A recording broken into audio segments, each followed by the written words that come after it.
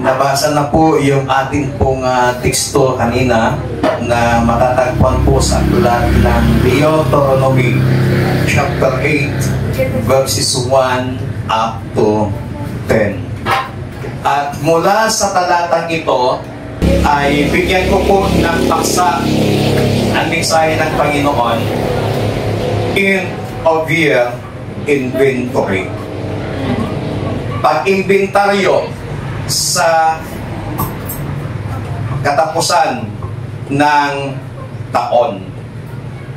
Itong binasa po natin dito sa Deuteronomy, ito po yung ibinigay ng Panginoon na salita sa mga Israelita upang ipaalala sa kanila yung mga ginawang katapatan at kabutihan ng Panginoon. At we are now in the last Sunday of the year 2024. We are now in the 52 weeks of the year 2024, and we are now in the 363 days na lang ang natitira. Kasi bukas 31 na lang. So mayroon pang 2 araw na natitira mula sa 365 days ng taong 2024. At ang sabi po ng Ecclesiastes chapter 7 verse 8 sa Magandang Balita Biblia, ang wakas ng isang bagay ay mas mainam kaysa pasimula. The end of a matter is better than its beginning. Itong pagtatapos ng bagong taon ay mas mainam kaysa pasimula. Amen. Biblia po ang nagsasabi. At kadalasan, tuwing magtatapos ang taon, meron tayong tinatawag na year-end appraisals sa ating mga trabaho, sa ating mga performances. Kung ito ba ay nagawa natin ng maayos, nagawa natin ng tama. Nagkakaroon ng mga pag-iimbentaryo sa lahat ng mga naganap, sa lahat ng mga nangyari sa ating mga buhay, sa ministry, sa loob ng isang taon. And even the business owners, tuwing magtatapos ang taon, sila po ay nagkakaroon ng inventaryo. Ini-inventaryo nila kung meron bang profit or meron ba sila na ganansya o pumasok na pakinabang sa loob ng isang taon sa kanila pong business. If God did the appraisal for us, how much? Ilan kayang score na may bibigay sa atin? Kung i-inventaryo din ng Panginoon yung ating paglilingkod sa Kanya. Sa palagay po natin, ilang percent po kaya ang ibibigay na grado sa atin ng Panginoon? Paano natin bibigyan ng grado ang ating mga sarili bilang individual na mananampalataya? Or paano natin bigyan ng grado ang church? How's 2024 for you? Kumusta ang taong 2024 para sa iyo? Ano ba yung mga challenge na naranasan mo itong 2024? And what were the breakthrough na naranasan mo itong taong 2024? And what are the lessons na iyong natutunan? Throughout the year, I am sure each of us can testify to God's abundant grace. Kung titingnan po natin, simula nung pumasok ang taong 2024, January 1, hanggang sa kasalukuyan at hanggang sa December 31, may mga challenges po na naranasan po natin, may mga iba't ibang hamon na naranasan po natin sa ating mabuhay sa loob ng taong ito. At may mga lesson pa rin po na ating matututunan. At despite sa lahat ng mga mapapait na pagsubok, mabibigat na problema na ating naranasan itong taong 2024, there is God na kailanman hindi kanya pinabayaan, hindi kanya iniwan. Bakit hanggang ngayon nandito ka? Bakit hanggang ngayon nakakatayo ka, nakakapagpuri ka? Because of the goodness and the faithfulness of our Lord Jesus Christ, na kung saan hindi ka iniwan at hindi kanya pinabayaan. Palagpakan natin ang Panginoon.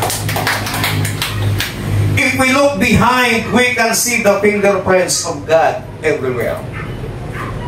Kung iisipin po natin maigi, kung babalikan po natin ang lahat, makikita pa rin natin yung kabutihan, katapatan ng Panginoon sa lahat ng pangyayari sa ating mga buhay. But how will we inventory the end of the year 2024? Paano natin i-inventaryo ang taong 2024? There are two important things we need to do before we enter into 2025. Sa verse 2 ng ating teksto, Deuteronomy chapter 8, verse 2, ang sabi po dito, alalahanin ninyo kung paano niya kayo pinatnubayan sa ilang sa loob ng 40 taon upang matuto kayong magpakumbaba. Sinubok niya kayo kung susundin ninyo siya. Number 1 na dapat natin gawin bago pumasok ang taong 2025, remember and be thankful. Amen? Alalahanin mo at mapagpasalamat ka sa Panginoon. What things are Israelites asked to remember? Bakit sinabi ng Panginoon sa mga Israelita na dapat nilang alalahanin kung paano sila pinatnubayan ng Panginoon? Ano ba yung dapat nilang alalahanin? Remember the provision of God? Dapat nilang alalahanin yung provision ng Panginoon kung paano sila pinakain ng isang mana, na isang pagkain na kahit kailan ay hindi na nakain ng mga tao pa hanggang sa kasalukuyan. Only the Israelites ang nakaranas, nakakain ng ganitong pagkain, itong tinatawag na mana. Dapat nilang alalahanin yung provision ng Diyos, yung kanilang damit. Hindi man sila nga nagpalit ng kanilang damit. Ang sinabi ng Bible, sa loob ng 40 years na kanila pong paglalakbay, hindi man napugput yung kanilang mga sandalyas. Grabe yung provision ng Panginoon sa kanila. Sa loob ng 40 years. Dapat nilang alalahanin kung paano sila iningatan ng Panginoon. Remember the goodness of God. God calls the Israelites to remember all that God has done for them. Sinasabihan ng Panginoon ang mga Israelita na dapat nilang alalahanin ang kabutihan ng Panginoon. Deuteronomy chapter 8, Moses tells these people that God is going to bring them into a good land. Bago sila mapunta doon sa masaganang lupa, bago nila marating yung ipinangakong lupa sa kanila ng Panginoon, ng lupang kanilang pupuntahan, they will eat and be satisfied. Yung lupa na kanilang pupuntahan, they are going to have abundance. Yung lupa na kanilang pupuntahan, they are going to enter the land where they lack nothing. And they were on the verge of entering into another phase of their life. bago sila pupunta doon, pinapaalala sa kanila ng Panginoon yung kanyang kabutihan. At baka mamaya makarating na sila doon sa lugar na pinangako sa kanila ng Panginoon, na kung saan they will lack nothing, hindi sila magkukulang sa anumang bagay. Baka makalimutan nila ang Panginoon. Today, God wants us to remember all that He has done throughout this year, 2024. Ano ba yung mga ginawa ng Panginoon sa buhay mo sa loob ng 2024? You might say, I am thankful to God. There is no need to sit in the presence of God and say, thank you. But we need, kailangan nating magpasalamat sa Panginoon because God expects this. Ano pong sabi ng Biblia? Thanksgiving should be expressed to God. Yung pagpapasalamat natin sa Panginoon, kinakailangan ipakita po natin, i-express po natin, ipahayag po natin yung ating pasasalamat sa Diyos. You might not see any change in your family. Marahil wala kang nakikitang pagbabago sa iyong pamilya. Marahil wala kang nakikitang pagbabago sa iyong katawan, sa iyong trabaho, but you need to thank God. Kasi merong ginagawa ang Panginoon sa buhay mo.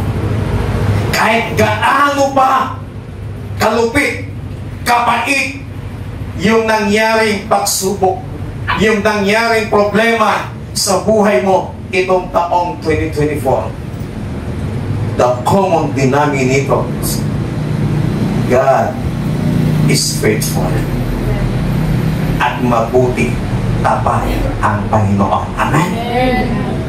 Buksan lamang po natin yung ating mga spiritual na paningin at tingnan natin yung kabutihan, tingnan natin yung katapatan ng ating pong Panginoon. Maalala po ba ninyo yung kwento ng 10 lepers in the book of Luke, chapter 17, verses 11 to 19? May 10 kitungin.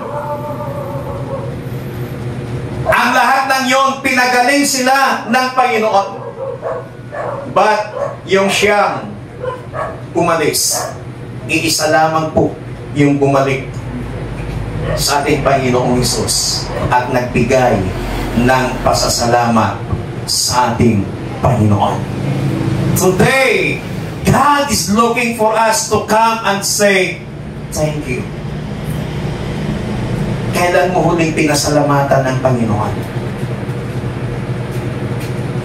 Huwag mong sabihin, thank you God for all the blessings. That is being very lazy. Take time to list them out. Sabi ng awit, count your blessings. Name them one by one. Amen? Sana bago magtapos ang taong ito, bilangin mo na at isipin mo na yung ginawang kabutihan, yung mapagpapalang tinanggap mo sa Panginoon, then ipagpasalamat mo sa Panginoon. Count your many blessings and say what God has done in your life. Pangalawa at panghuli na dapat natin gawin na pag-iimbintaryo sa buhay po natin sa pagtatapos ng 2024. Sa Isaiah chapter 43 verses 18 to 19.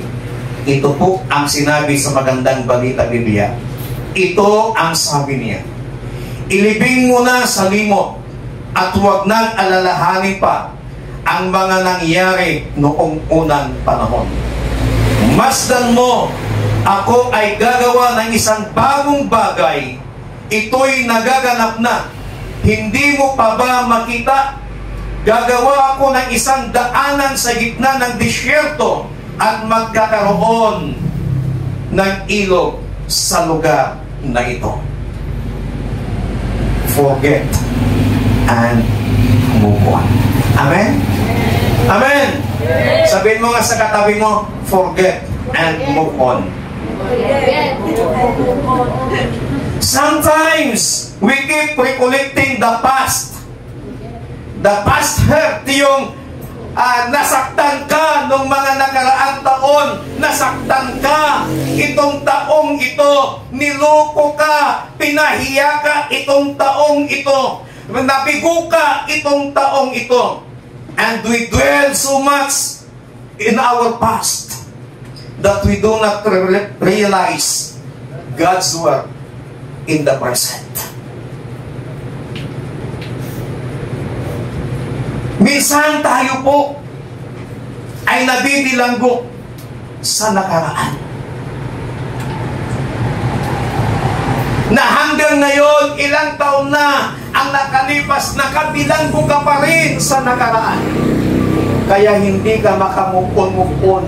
Wala yung tunay na kagalakan, wala yung tunay na kapayapaan sa buhay mo. Kasi nakakulong ka sa pangit mong nakaraan. Nakakulong ka sa nakaraan na kung saan ikaw ay napahiya, ikaw ay nasaktan. But the Bible says, ilibing mo na sa limot. Amen? Amen! Amen! Amen! Kung ikaw ay niloko, kung ikaw ay sinaktan, kung ikaw ay yung mga fast failures mo, nabigo ka man, bumagsak ka man, ibaon na natin sa limot. Amen? Amen? Yes. Ang sabi ng Bible, forget and move on. Don't look back at sins that have been forgiven. Yung kasalanan pinatawad na ng Panginoon sa iyo, huwag mo nang balik-balikan pa.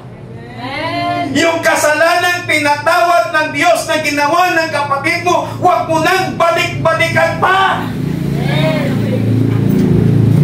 Pinatawad na yun ng Panginoon.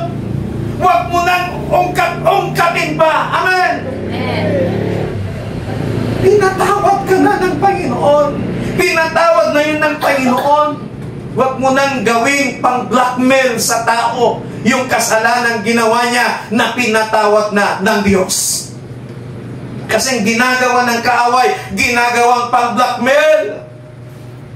Pananakot sa atin ng kaaway, yung mga kasalanang nagawa natin, na yun ay tapos nang pinatawad ng Panginoon.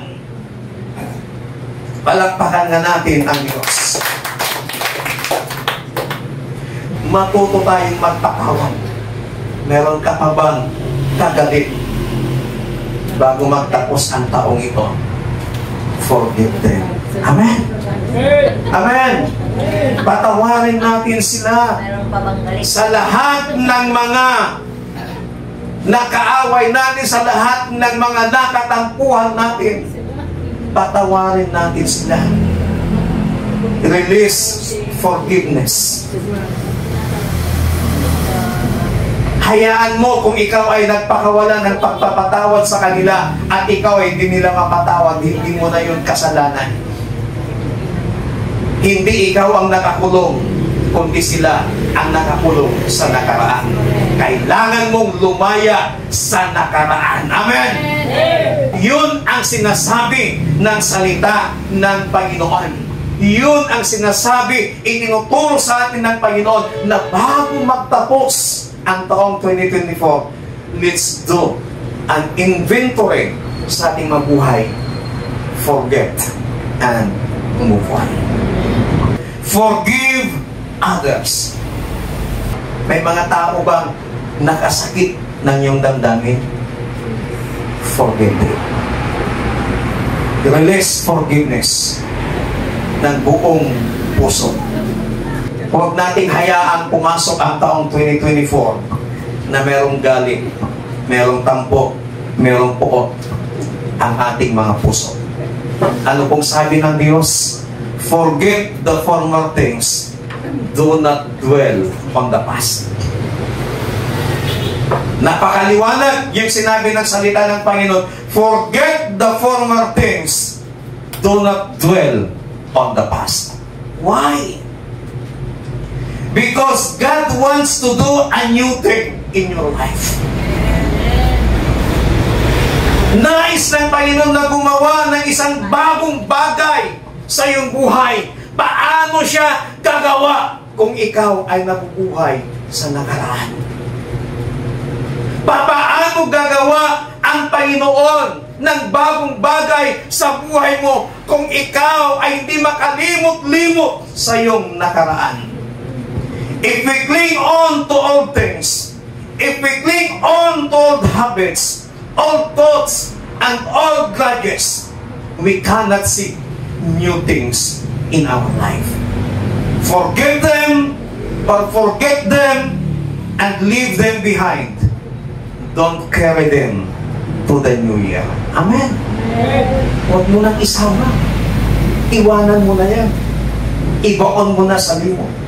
Di mo na kailangan yung mga failures mo, yung mga kapalpakan mo. Itong taong 2024, yung mga maling decision na nagawa mo itong 2024, huwag mo nang dalhin sa taong 2025. Ibaon mo na yan sa limot, ang sabi ng pagsalita ng ating Panginoon.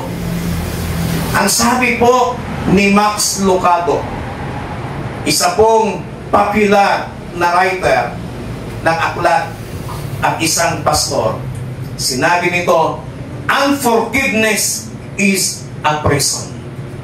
It is not a prison for the people we aren't forgiving.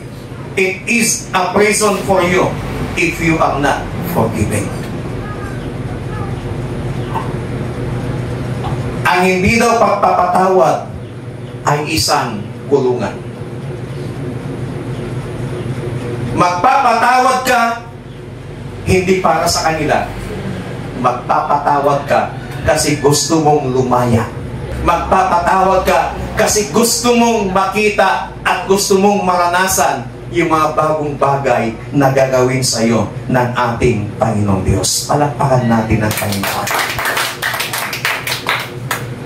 Yung Diyos na binabanggit sa Biblia ay hindi Diyos na mahina.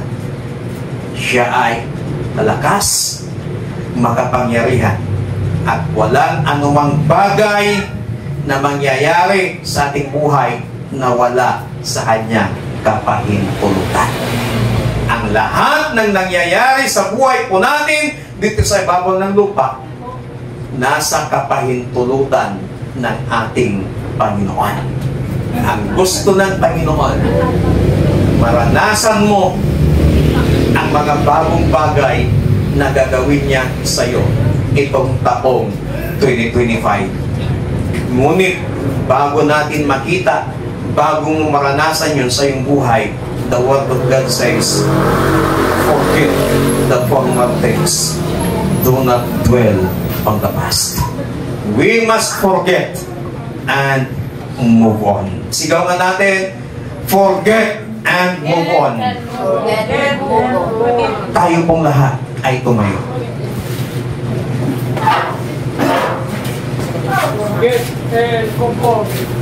Bawat isa po sa atin, papasok na po tayo sa taong 2025, ilang araw na lamang. We can be confident that the year 2025 will be a good year for us because God is with us.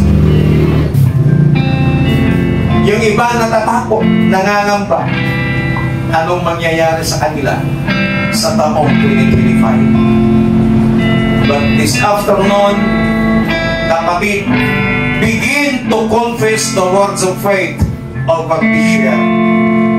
Sabihin natin, with God by my side, I can face my future without any fear or anxiety. Lahat ng mangyayari sa buhay mo sa taong 2025, confess the good things. Kung ano mang i-confess mo, yan ang mangyayari sa iyo. Because the Bible says, there is power in the tongue. Kaya kapatid, sa hapong ito, mamayang gabi, or sa 31, bago magtapos ang taong 2025, inventaryohin mo ang iyong sarili. Kumusta ang paglilingkod mo sa Panginoon as an individual? Then, remember and be thankful sa Diyos. Isipin mo na lahat ng mga kabutihan, ng mga katapatan ng Panginoon sa buhay mo. Marami ka mang naging problema, marami ka mang naging pagsubok, marami ka mang naging kapalpakan, nabigo ka man itong taong 2024, isipin mo na lahat yun.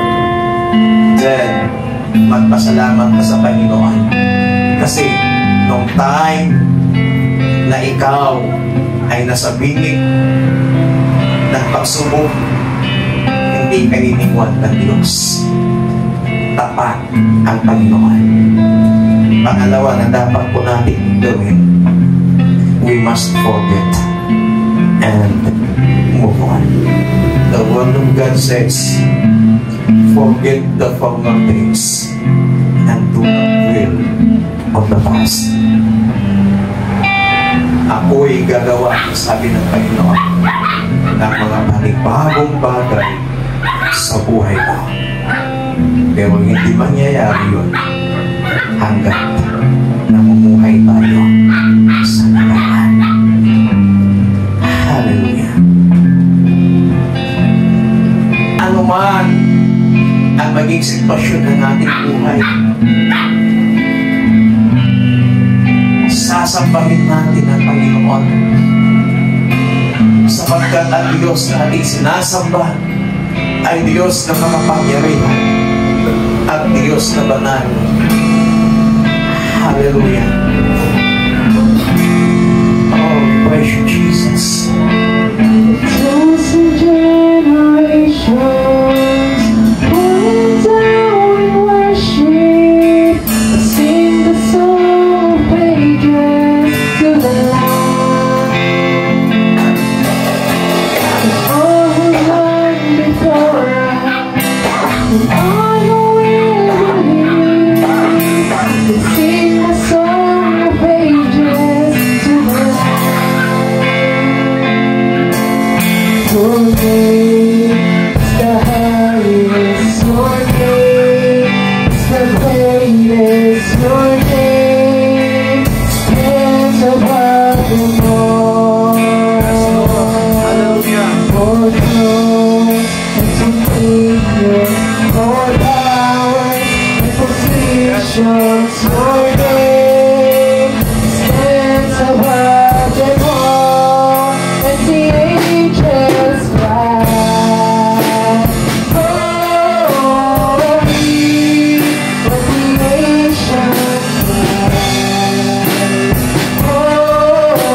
holy, you are lifted high, holy, holy forever.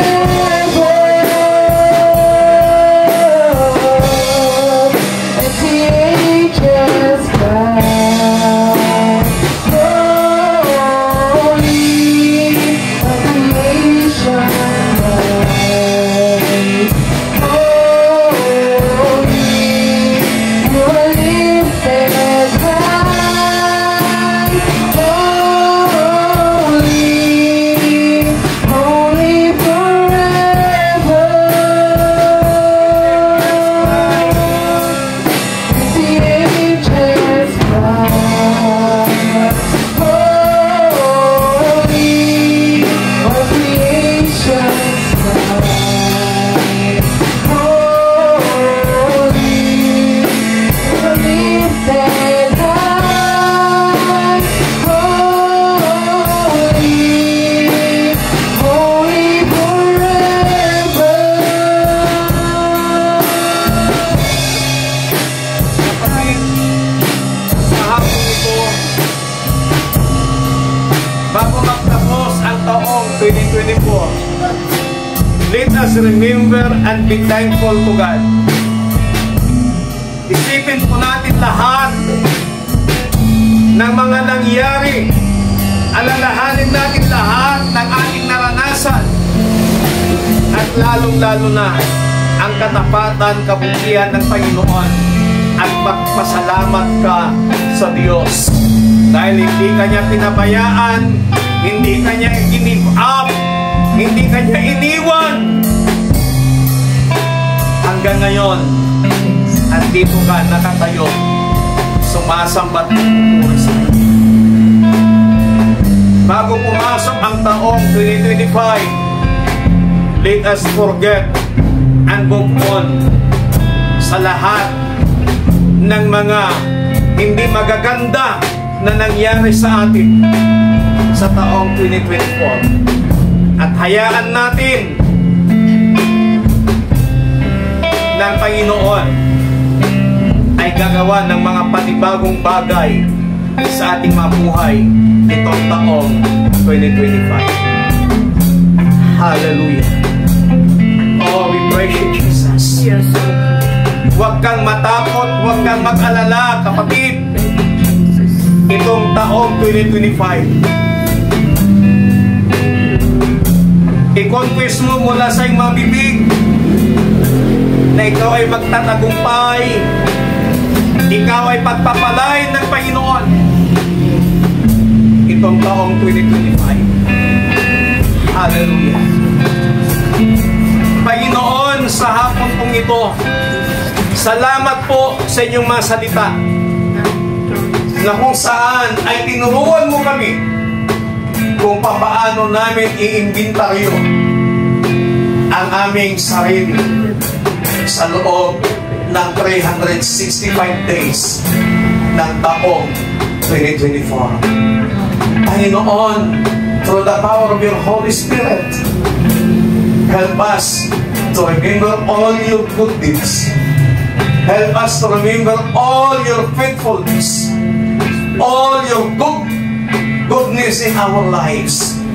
And Holy Spirit, tulungan mo kami na magpasalamat sa Panginoon.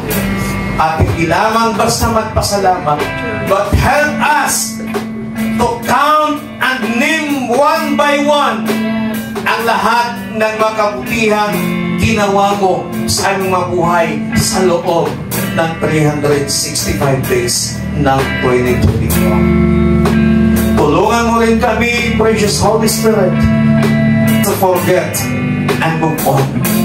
Tulungan mo kaming hindi mamuhay sa nakaraan.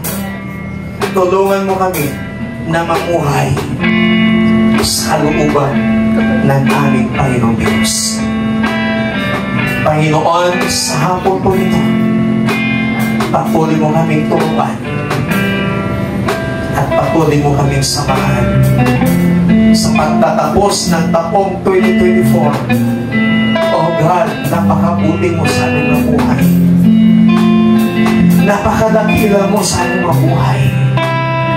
Bagamat nakaranas kami ng mga matitinding dako, matitinding problema sa aming mga buhay, sa aming mga pamilya, but still, oh God, hindi mo kami iniwan, hindi mo kami pinabayaan, hindi mo kami sinuko, hindi mo kami sinukuan, Panginoon.